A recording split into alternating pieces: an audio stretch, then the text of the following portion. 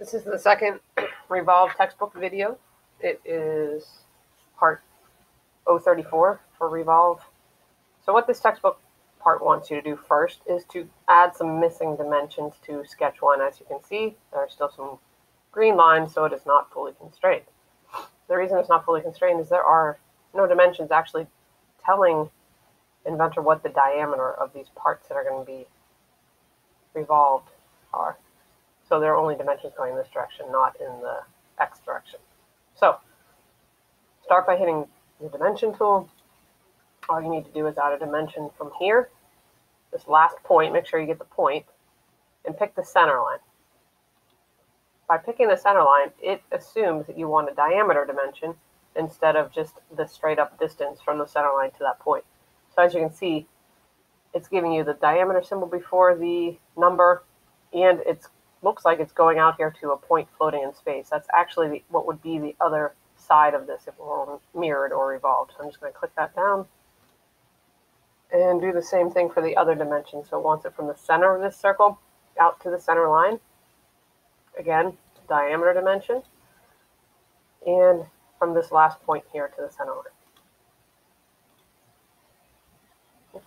And a green check.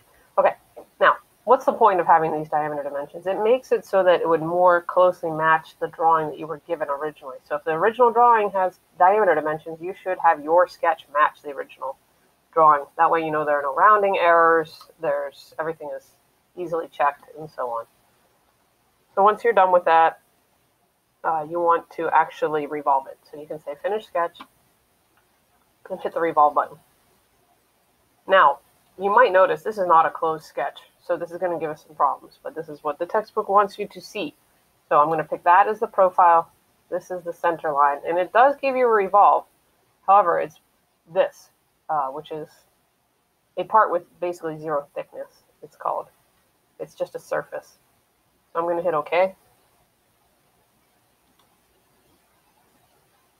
Next, you're going to add some fillets.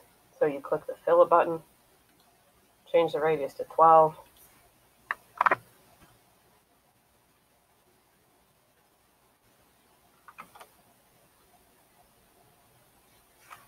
And then you're supposed to just pick the two surfaces that are intersecting and hit OK.